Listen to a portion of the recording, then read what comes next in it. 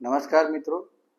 મિત્રો, શું તમે પણ ઘી ખાતી વખતે વજન વધી જવાના અથવા તો શરીરનું નુકસાન થવાના ડરથી તમે ઘી ઓછું ખાવ છો અથવા ઘી વિશે કોઈ આવી ભ્રમણાઓ પાડીને બેઠા છો? તો આ વિડીયો તમારા માટે છે. અને ઘીની ઉપયોગિતા, ઘીના ફાયદા વિશે આજે આપણે આ વિડીયોના માધ્યમથી તમને લોકોને માર્ગદર્શન આપવાનો પ્રયાસ કરશું. તો આ વિડીયોને છેક સુધી જોવાનો પ્રયાસ કરશો. મિત્રો, હું છું ડૉક્ટર લલિત કુમાર પાણખાણીયા. આપણે ચરક સંહિતાની અંદર જે ઘીની આપણે વાત કરી છે, તો એની આપણે આજે ચર્ચા એક વિગતવાર જોઈએ. ઘી એક રસાયણ દ્રવ્ય છે અને અગ્નિને વધારનાર, આયુષ્યને વધારનાર રસાયણ એટલે કે વાર્ધક્ય, વૃદ્ધત્વને દૂર કરનાર, શરીરમાં જે ડીજનરેટિવ જે પ્રોસેસ છે એને એ ડિલે કરનાર એવું રસાયણ દ્રવ્ય તરીકે ઉત્તમ એક દ્રવ્ય બતાવે છે.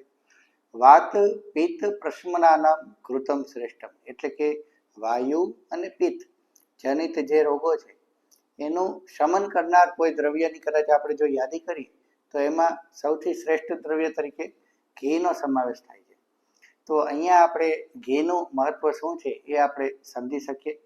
ઘી છે એ અલક્ષ્મી દૂર કરનાર, મિત્રો, અલક્ષ્મી દૂર કરનાર એક સુશ્રુત સંહિતામાં સરસ વાત બતાવેલી છે. પાપમાં એટલે કે રોગ દૂર કરનાર. બીજું, ઓજ વધારનાર, મેધા વધારનાર.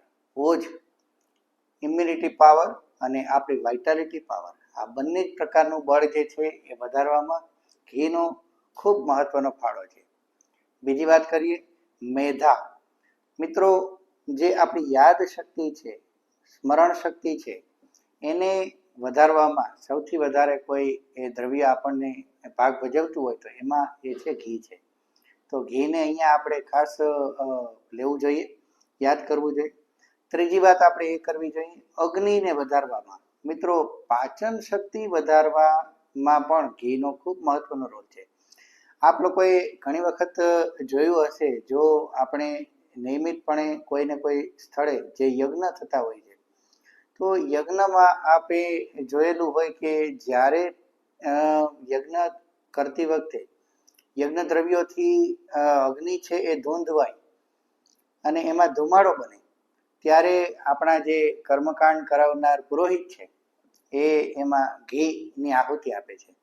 અને ઘી છે એના માધ્યમથી અગ્નિ ફરી પાછો વેગ પકડે છે અને એ અગ્નિથી આપણો યજ્ઞ છે કાર્ય એ સુચારુ રૂપથી થતું આપણે જોવા મળે છે. તો અગ્નિને વધારનાર ઘી એને આપણે મૂર્ત રૂપમાં તો આપણે જોયેલું જ છે, પણ આપણા શરીરમાં પણ જે 13 પ્રકારના અગ્નિ છે, જઠરાગ્નિ છે, ધાતુઅગ્નિ છે અને ભૂતાગ્નિ છે, આ 13 પ્રકારના અગ્નિને વધારવામાં આપણે ઘીનો ખૂબ મહત્વનો ફાળો છે. તો અગ્નિને વધારનાર ઘી એક સરસ દ્રવ્ય તરીકે આપણે છે. ચતુસ્નેહ, 4 પ્રકારના જે સ્નેહની વાત આપણે શાસ્ત્રમાં બતાવેલી છે, ઘી, તેલ, વસા અને મજા. તો આ જે સ્નેહન દ્રવ્યોમાં જે સૌથી આગળ આપણે કહી શકીએ તો એમાં ઘી છે. સ્નેહ કરનાર, શરીરમાં ચિકાસ ઉત્પન્ન કરનાર. મિત્રો, ઘી છે એ મેદ વધારનાર તો છે જ, કફ વધારનાર પણ છે. એટલા માટે આપણી જે સંધિ બંધન છે, કોષો કોષો વચ્ચેનું બંધન છે, તેમજ આપણા ચેતા તંત્રના જે ચેતાની જે નાડીઓ છે એ નાડીની અંદરનું જે ચિકાસનું પળ બનાવનાર કોઈ દ્રવ્યમાં આપણે કહીએ તો એમાં પણ ઘી છે એ દ્રવ્ય બનાવવામાં મહત્વનો ફાળો છે. તો ઘી એક સરસ દ્રવ્ય તરીકે અહીંયા આપણે ઉપયોગી સાબિત થતું જોવા મળે છે.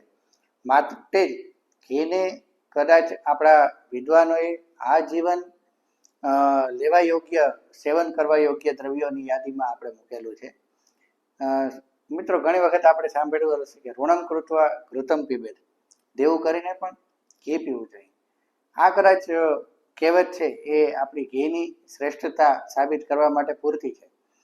તો મિત્રો, આપણે આજકાલ એક એવી ભ્રમણામાં આપણે જીવીએ છીએ કે ઘીથી મારું વજન વધે છે, ઘી ખાવાથી મારે અલગ અલગ પ્રકારના જે હૃદય રોગને લગતા અને એવા કોઈને કોઈ રોગી થવાના આપણે કદાચ ચાન્સ થતા હોય. તો આપણે કદાચ એવી એક કલ્પના આપણે કરતા હોઈએ છીએ. તો મિત્રો આપણે ક્યાં ખોટા છીએ અને શાસ્ત્ર શું કહે છે ત્યાં આપણે ખાસ જોવું જોઈએ. મિત્રો અગાઉ આપણે ચર્ચા કરી છે કે આપણે શરીરમાં સેવન કરીએ છીએ એ દરેક આહાર દ્રવ્યનું પાચન થવું જરૂરી છે અને પાચન માટે અગ્નિ જરૂરી છે. તો આ અગ્નિ વધારના દ્રવ્યોમાં ઘીનું મહત્વ આપણે હમણાં જ વાત કરી. હવે મિત્રો એવી વાત છે કે ઘી છે એ શરીરના જે ઉષ્ણતામાનમાં નોર્મલ ટેમ્પરેચરમાં એ પોતે દ્રવ સ્વરૂપમાં રહેતું હોય છે અને એ આગળ ઉત્તરોત્તર એની જે પાચનની પ્રક્રિયા છે એમાં એ વિના વિઘ્ને એનું પાચન થતું આપણે જોવા મળે છે. પણ કેટલીક કુટેવો આપણી એવી છે કે એ કુટેવોના કારણે ઘીનું સેવન જે છે એ રોગ કરવામાં પૂરતું થઈ જાય. તો એ કુટેવોમાં શું હોઈ શકે?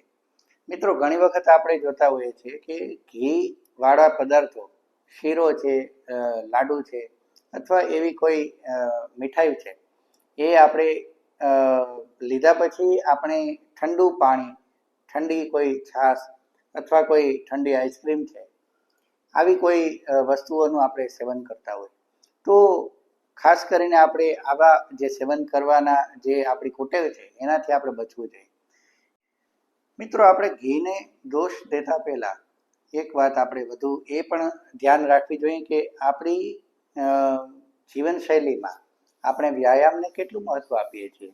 આપણી રોજબરોજની પ્રવૃત્તિમાં આપણું બેઠાડું જીવન છે, આપણી આળસમય પ્રવૃત્તિઓ છે, તેમજ વ્યાયામનું સદંતર આપણે આપણા શરીરમાંથી બાકાત રાખીએ ત્યારે ઘીનું સેવન છે એ ઘણી વખત આપણને નુકસાનકારક સાબિત થતું જોવા મળે. તો હૃદયરોગ અથવા તો બીજા કોઈ રોગની આપણે વાત કરીએ ત્યારે એ વધારવામાં એ ઘી કદાચ આવી રીતે રોલ પ્લે કરે એ શક્ય હોઈ શકે. બીજી આપણે એ પણ વાત આપણે કરીએ મિત્રો, ઘણી વખત આપણે ઘી જે બજારમાંથી ખરીદીએ છીએ એ ઘીની ક્વોલિટી નો પણ આપણે ખાસ વિચાર કરવો જોઈએ. તો આપણે આપણા શરીર માટે, આપણા સ્વાસ્થ્ય માટે એક યોગ્ય જગ્યાએથી સારી ક્વોલિટીનું ઘી લેવાનો આપણે આગ્રહ કરવો જોઈએ. આપણા સ્વાસ્થ્ય માટે ખર્ચેલો તમામ પ્રકારનો રૂપિયો જે છે એ આપણને મેડિકલ સેવાઓથી આપણને દૂર કરે છે. મેડિકલ સેવાઓ ની આપણને ક્યારેય જરૂર ન પડે એના માટે આપણે આપણી જે અગાઉની આ જે રોકાણ છે એ ક્યારેક આપણને મદદરૂપ થાય છે. તો ઘી માટે કંઈક આવી વાતો આપણને આજે ઉપયોગી મને જણાય છે અને આપ સમક્ષ રજૂ કરવાનો મને એક વિચાર આવ્યો. તો આપણને ઘીની જે આવી પ્રકારની જે ભ્રમણાઓ છે એને આપણે દૂર કરી અને ઘીનું આપણે ઉત્તમ માત્રામાં સેવન કરવું જોઈએ. કેવી રીતે સેવન કરવું જોઈએ? મિત્રો રોજે રોજ આપણા નિયમિત ખોરાકમાં આપણે દરરોજના ભાગમાં આપણે 2 થી 3 ચમચી જેટલું ઘી છે, જો શક્ય હોય તો આપણે સૌએ ગાયનું ઘી લેવાનો આપણે આગ્રહ રાખવો જોઈએ. કારણ કે ગાયનું ઘી જે છે એ પચવામાં શ્રેષ્ઠ બતાવેલું છે. તો એનું સેવન આપણે ખાસ કરવાનો આગ્રહ રાખવો અને આપણે ઘીનું સેવન આવી રીતે કરવું જોઈએ. રોજથી 2-3 ચમચી આપણે જે ઘી ખાઈએ તો આપણે અનેક પ્રકારના સાંધાના રોગો છે, પાચન શક્તિના રોગો છે, યાદશક્તિના રોગો છે, માનસિક રોગો છે, આવા અનેક પ્રકારના રોગોથી આપણે બચી શકીએ છીએ.